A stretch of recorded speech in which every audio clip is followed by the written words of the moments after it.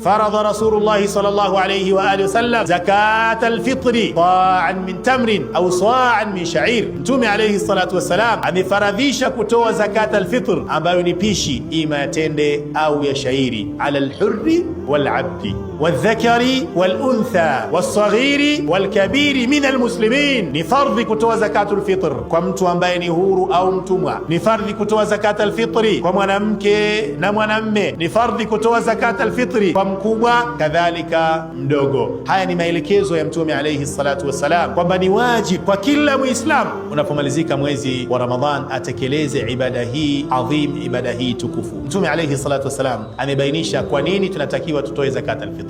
Akataja malengo makuu mawili, akasema tuhratun lisaimi min allaghwi warrafath wa tu'matun lilmasakin. Kwenye kutoa zakatul fitri hikma zake kubwa ni pamoja na hizi mbili, tuhratun lisaim min arrafathi au min allaghwi warrafath. Zakatul fitri inakwenda kumtakasa, kumsafisha mfungaji na maneno machafu labda aliyokuwa anayasema, baadhi ya matendo mabaya ambayo yameathiri funga yake. Hii ni hikma ya kwanza. Kwenye hikma hii unaweza ukajiuliza kwa nini mtoto atoe zakatul fitri ile hali hajafunga? Ipo hikma ya pili, anasema alayhi salatu wassalam, wa tu'matun lilmasakin, lakini pia ni chakula kwa ajili ya maskini. Tutoe zakatul fitri ili wale ambao hawajiwezi tuwatajirishe angalau kwa siku hii moja, waache kupita mabarabarani kwa ajili ya kuomba na kunyoosha mikono. Tutoe zakatul fitr kwa sababu ni agizo la Bwana Mtume Muhammadin sallallahu alayhi wa alihi wasallam. Hadithi ya Mtume imebainisha ni kiasi gani cha kutoa. Mtume akasema sa'an ni pishi moja. Pishi ni kipimo cha jadi, hivi sasa inakadiriwa ni kuanzia kilo 2.5 mpaka kilo 2.5 kwa kila mtu mmoja unayemtolea nyumbani kwako, kuanzia wewe mwenyewe, mkeo,